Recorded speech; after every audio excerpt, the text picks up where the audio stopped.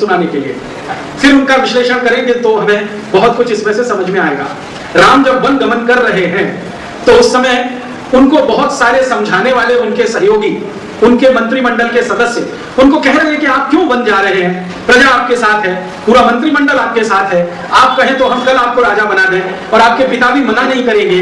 वो दिल से तो यही चाहते हैं कि आप ही राजा बने, लेकिन कैकेयी को वचन दे दिया है, उस वचन की पूर्ति करनी है। और रघुकुल की एक परंपरा है, प्राण जाए पर वचन न जाए, तो उस परंपरा से बंधे हुए हैं। लेकिन आप चिंता मत करिए, हम उनको मना लेंगे और इस वचन भंग होने के लिए प्रायश्चित भी करवा लेंगे, लेकिन आप एक बार हाँ तो करिए कि वन नहीं जाऊंगा और गद्दी संभालूंगा। तो राम जो उत्तर दे रहे हैं कंब रामायण में, बहुत ही सुंदर ये स्टेटमेंट है, तमिल में है, तमिल में आपको सुनाऊंगा, समझ में नहीं आएगा तो सीधे हिंदी में बताता हूं।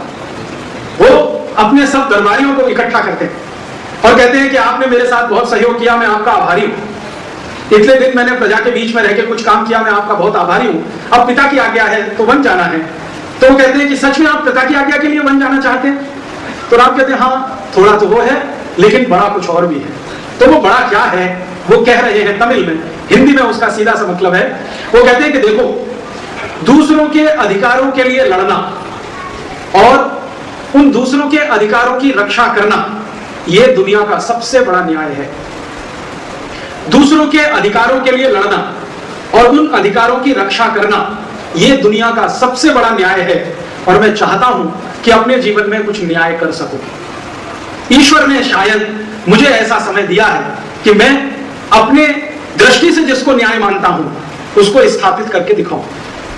आगे वो कहते हैं, अपने अधिकारों के लिए लड़ना और उनकी रक्षा करने के लिए हमेशा प्रयत्नशील रहना, यह दुनिया का सबसे खराब स्वार्थ है। अपने अधिकारों के लिए लड़ना और सतत उनकी रक्षा करने के लिए प्रयत्नशील रहना, यह सबसे खराब स्वार्थ है। तो मैं स्वार्थी होकर जीवित नहीं रहना चाहता। मैं चाहता हूं कि मुझे लोग न्याय के पक्ष में खड़ा हुआ देखें, न्याय के लिए संघर्ष करता हुआ देखें और न्याय के लिए लड़ता हुआ देखें। तो उनके एक महामात्य उनको पूछ रहे हैं, महामात्य माने जिसको आजकल आप प्रधानमंत्री कह सकते हैं, उनको पूछ रहे हैं कि आप वन गमन करेंगे तो ये कैसे होने वाला है कि आप न्याय के लिए लड़ेंगे, और यहां राजगद्दी पर बैठेंगे तो ये क्यों नहीं होने वाला है कि आप न्याय करेंगे? ऐसे कैसे होने वाला है कि आप वन में जाएंगे तभी न्याय के लिए? तब राम कह रहे हैं कि देखो, हमारे जो वन है इनकी हालत बड़ी खराब है। कहानी सुना रहे हैं, वो कह रहे हैं कि इनकी हालत बहुत खराब है। क्या है? इन वनों में बड़े बड़े ऋषि मुनि तपस्या करने के लिए आते हैं, लेकिन राक्षस जाति के कुछ लोग उनको विघ्न डालते हैं, वो उनकी तपस्या पूरी नहीं होने देते। बहुत सारे ऋषि मुनि यज्ञ करना चाहते हैं, राक्षस उनको यज्ञ नहीं करने देते, उनके यज्ञ में विघ्न डालते हैं, उनकी तपस्या में विघ्न डालते हैं। तो मैं जब वन गमन करूंगा तो निश्चित रूप से मेरा आमना सामना इन राक्षसों से होगा, और अगर मेरे हाथों कुछ राक्षसों का अंत होगा तो ऋषि मुनियों के अधिकारों की रक्षा होगी, जो अधिकार उनका यज्ञ करने का और तपस्या करने का है। और तब मैं उन अधिकारों के लिए संघर्ष करता हुआ एक व्यक्ति बनूंगा, तो आदर्श की स्थापना कर सकूंगा। तो उनका महामात्य कहता है कि आप अगर यहां गद्दी पर बैठते हैं, शासन चलाते हैं, तो भी तो यह संभव है। तो उन्होंने कहा कि अगर ये यहां गद्दी पर बैठकर शासन चलाने से संभव होता तो मेरे पिताश्री ने इन सब राक्षसों का संहार कर दिया होता। मेरे पिताश्री इतने वर्षों से राजा हैं, और छोटे मोटे राजा नहीं, चक्रवर्ती राजा हैं। तो मेरे पिताश्री इतने वर्षों से हैं, फिर भी राक्षस इन ऋषि मुनियों को परेशान कर रहे हैं। और ये बात बहुत अच्छे से समझ में तब आती है जब विश्वामित्र, जो उस जमाने के बहुत महान ऋषियों में एक हैं, वो आते हैं दशरथ के पास राम को मांगने के लिए कि भाई अपना पुत्र दे दो, जरा मुझे अपना यज्ञ संपन्न कराना है और राक्षस जो विघ्न डाल रहे हैं उनका अंत करवाना है। तो राम कह रहे हैं कि अगर मेरे पिता में ऐसा तेजस्विता होती तो इन राक्षसों को तो अब तक समाप्त कर दिया होता। पिता कभी जाते नहीं गद्दी छोड़कर, वो राजमहल में ही रहते हैं, और राक्षसों को मालूम है कि इनकी शक्ति राजमहल तक ही सीमित है, इसलिए वो जंगल में जो मन में आता है वैसा दुर्व्यवहार ऋषियों के साथ करते हैं। तो वो अपने मंत्रिमंडल को संतुष्ट करते हैं कि देखो, मैं जब वन पहुंचूंगा तभी ये संभव है, यहाँ राजमहल में रहकर संभव नहीं है। तो एक दिन महामात्य फिर, माने एक क्षण के बाद फिर महामात्य कहते हैं कि मुझे ऐसा लगता है कि आप अपनी सेना को आदेश करें, आपकी सेना माने अयोध्या की सेना, आप आदेश करें, ये जंगल में जाएगी और सब राक्षसों का काम तमाम कर डालेगी। तब रामचंद्र जी का दूसरा स्टेटमेंट आप सुनिए, और वो उनकी मर्यादा पुरुषोत्तम होने की छवि को और ऊंचा बनाता है। वो क्या कह रहे हैं, बहुत अच्छी बात वो कह रहे हैं। वो ये कह रहे हैं कि देखो, यह महल में रहते हुए मैं शासन करूंगा तो वो शासन सुख और सुविधाओं से पूरा भरा होगा, सुख और सुविधाओं से पूरा भरा होगा। और जब राजा सुख और सुविधाओं में डूबा हुआ हो तो प्रजा के कष्ट का अनुभव नहीं कर सकता। राजा जब सुख और सुविधा में डूबा हुआ हो तो प्रजा के कष्ट का अनुभव नहीं कर सकता। जब राजा उन्हीं कष्टों में डूबता है जिनमें प्रजा डूबी हुई है, तब उसको अंदाजा लगता है कि दुख कितना बड़ा है और समस्या कितनी गंभीर है। वो कह रहे हैं कि यहां मैं रहूंगा, राजगद्दी पर बैठूंगा, अच्छे पलंग पर सोऊंगा, दास दासियां मेरी सेवा में रहेंगे, तो ये सारा सुख सुविधा मुझे दुख का अनुभव नहीं होने देगा। मुझे अगर प्रजा के दुखों का अनुभव करना है तो उनके बीच में जाके उनके ही तरीके से रहना होगा, तब मुझे अंदाजा लगेगा कि मेरे राज्य की प्रजा कितने दुखों का सामना कर रही है। ये दूसरा स्टेटमेंट है जो उनके मर्यादा पुरुषोत्तम होने की छवि को और ऊंचा कर देता है। पहली बात कि दूसरों के अधिकारों के लिए लड़ना और उसके लिए संघर्ष करना यही न्याय है। अपने अधिकारों की रक्षा करने के लिए प्रयत्नशील होना दुनिया का सबसे खराब स्वार्थ है। और उसके बाद कि जब मैं वन में जाऊंगा तो प्रजा के कष्ट मेरे कष्ट होंगे, मुझे उसका अनुभव गहराई से होगा, तो समाधान करने के लिए भी मैं ज्यादा ताकत से प्रस्तुत हो पाऊंगा। इसके बाद किसी महामात्य की हिम्मत नहीं वो उनसे संवाद कर सके। तो वो कहते हैं कि अच्छा ठीक है, आपने तय कर लिया है, आप जा रहे हैं, क्या आप अकेले जाएंगे या आपके साथ कोई और भी जाएगा?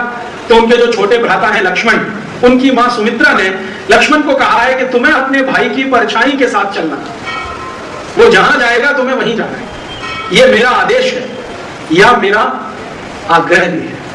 और लक्ष्मण के बारे में हम सब जानते हैं, मातृभक्ति उनमें बहुत अधिक है, पितृभक्ति बिल्कुल नहीं है। रामचरितमानस में तो गोस्वामी तुलसीदास ने चूंकि भगवान को आराध्य माना है, इसलिए नकारात्मक उनके बारे में कहना और लिखना उनके लिए असंभव है। लेकिन वाल्मीकि रामायण में तो थोड़ी छूट है महर्षि वाल्मीकि को, और कंब रामायण में तो बहुत कुछ है। लक्ष्मण जी का एक स्टेटमेंट है कंब रामायण में, वो अपने किसी मित्र को कह रहे हैं कि देखो भाई, अगर कोई चरित्रहीन है तो वो भले ही मेरा पिता क्यों ना हो, मैं उसका सम्मान नहीं कर सकता। तो उनका कोई मित्र है जिससे ये संवाद हो रहा है, वो पूछ रहा है कि तुम कहना क्या चाहते हो, जरा स्पष्ट कहो कि अगर कोई चरित्रहीन है तो भले ही मेरा पिता क्यों ना हो, मैं उसका सम्मान नहीं कर सकता, मैं पद का सम्मान नहीं कर सकता, धन संपत्ति का सम्मान नहीं कर सकता, उसके ओहदे का सम्मान नहीं कर सकता, और अंत में कहते हैं मैं ज्ञान का भी सम्मान नहीं कर सकता, मैं तो सिर्फ चरित्र का ही सम्मान कर सकता हूं। तो अंत में वो ज्यादा स्पष्ट होते हुए कहते हैं कि मैं मेरे पिता का सम्मान नहीं कर सकता क्योंकि उन्होंने एक छोड़ 3-3 पत्नियां रखी हैं। तो उनका दोस्त कह रहा है कि ये उनकी मजबूरी हो सकती है। तो वो कह रहा है कि हाँ, मजबूरी ही अगर है तो वो बिना पुत्र के भी रह सकते हैं, क्या जरूरत थी तीसरी शादी करने की, क्या जरूरत थी दूसरी शादी करने की। तो उनका मित्र कह रहा है कि तुम आदर्श क्या मानते हो? तो उन्होंने कहा कि मैं दशरथ की तुलना में राम को सम्मान करता हूं कि उनके सामने इतने सारे रास्ते खुले होने के बाद भी एक पत्नी व्रत स्वीकार किया है। और वो पुरानी कहानी सुनाते हैं, वो कहते हैं देखो, हमारा जो रघुकुल है वो इस बात के लिए बदनाम है कि हमारे सभी पुरखों ने एक से ज्यादा पत्नियां रखी, और ये बात बिल्कुल सच है। दशरथ और दशरथ के पहले के जितने भी पुरखे हैं, सबके पास एक से ज्यादा पत्नियां हैं। तो उन्होंने कहा कि जिस वंश में बहुपत्नी प्रथा हो, उस वंश में एक पैदा हुआ है राम, जो एक पत्नी व्रत लेकर जीवन निभाने का संकल्प ले चुका है, जिसके सामने सभी रास्ते खुले हैं। हर एक राजा अपनी पुत्री का विवाह राम से करना चाहता है, लेकिन राम ने सिर्फ सीता का वरण किया है, और एक ऐसी पत्नी का वरण किया है जिसके कुल का नहीं मालूम, जिसकी जाति का नहीं मालूम। जनक को सीता खेत में मिली है, मिट्टी के खेत में मिली है, जिसका कुल पता नहीं, जिसकी जाति पता नहीं, जिसका वंश पता नहीं, ऐसी महिला को जिसने पत्नी बना लिया और उसी दिन संकल्प ले लिया कि आजीवन एक पत्नी व्रत ही धारण करूंगा। तो वो कह रहा है कि मैं तो राम का सम्मान कर सकता हूं, दशरथ का नहीं कर सकता। ये लक्ष्मण है, पितृभक्ति नहीं है, पिता के प्रति सम्मान भी नहीं है, मातृभक्ति उनमें है। सुमित्रा की बात वो सुनते हैं, मानते भी हैं। तो जब सुमित्रा उनको कहती है कि देखो राम जा रहे हैं वन के लिए, तो तुम्हें उनकी परछाई के साथ चलना है, तो लक्ष्मण कहते हैं जैसी आपकी आज्ञा, मैं इस पर बहस नहीं कर सकता, विवाद भी नहीं कर सकता। राम लक्ष्मण को बहुत समझाते हैं कि लक्ष्मण बहुत कष्ट आएंगे, जीवन बहुत तकलीफ का होने वाला है, ये जो सुख सुविधाएं हमारे पास हैं, तुम क्यों मेरे साथ जाना चाहते हो?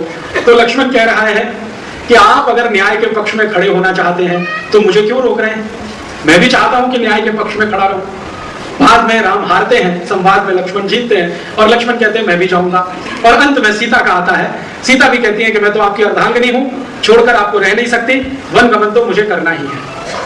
इन परिस्थितियों में वन गमन होता है। जो महत्व की बात मुझे रेखांकित करनी है वो ये कि राम जब वन गमन कर रहे हैं तो पूरी अयोध्या उनको विदा कर रही है और अयोध्यावासी साथ साथ उनके चल रहे हैं, साथ साथ चल रहे हैं, पूरी सेना उनके साथ चल रही है, मंत्रिमंडल उनके साथ चल रहा है।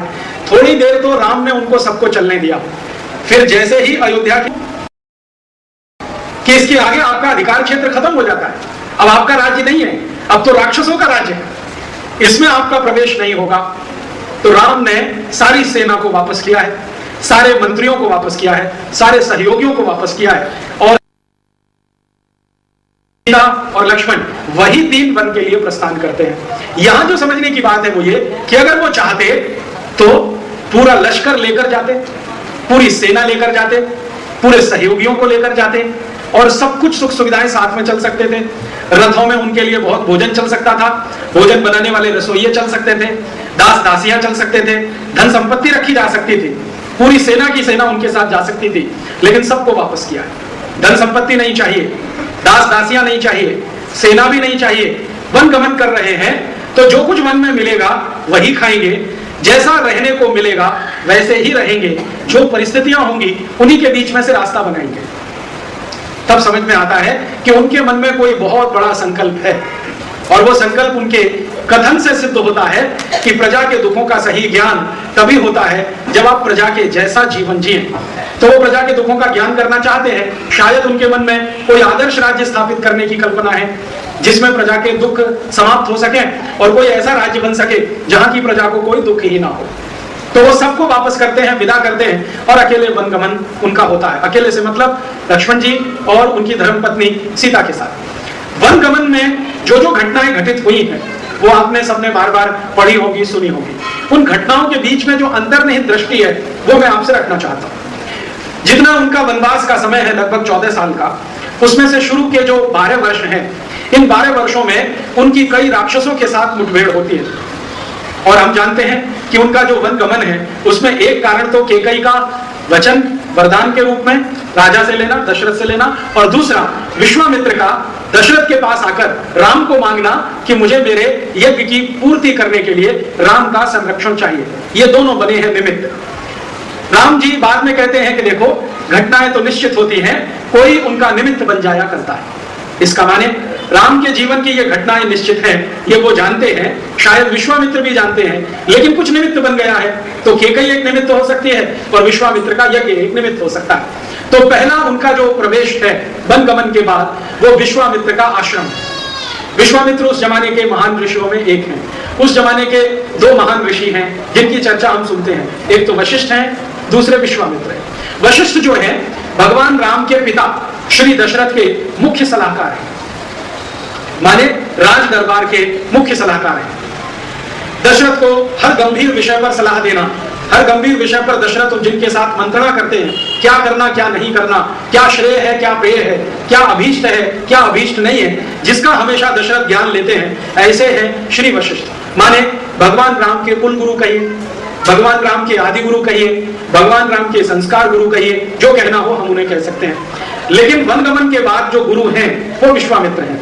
तो विश्वामित्र जब उनको लेके अपने आश्रम में आते हैं तो आश्रम में प्रवेश होते ही सामना हो जाता है कुछ राक्षसों की टोली से, जिनका राम बहुत आसानी से संहार करते हैं लक्ष्मण की मदद से। तो विश्वामित्र मान लेते हैं कि ये कर पाएगा जैसा मैं सोचकर इसको लाया हूं। राम को विश्वामित्र कहते हैं कि देखो मैंने तुम्हें तुम्हारे पिता से मांग लिया, तुमको खराब तो नहीं लगा? तो राम कहते हैं आप तो निमित्त हैं, होना तो यही है, मेरा तो जन्म ही इसके लिए, आप तो निमित्त हैं और निमित्त के प्रति रागद्वेष रखना, क्रोध और प्रेम करना, ये तो कोई ठीक बात नहीं है। इसलिए मेरे मन में आपके प्रति कुछ नहीं है। मुझे तो आप इतना बता दीजिए कि इस जंगल में जहां आप यज्ञ कर रहे हैं कितने राक्षस हैं, कितनी टोलियां हैं, उनकी शक्ति कितनी है, ताकि मैं मेरा काम अभी से शुरू करूं।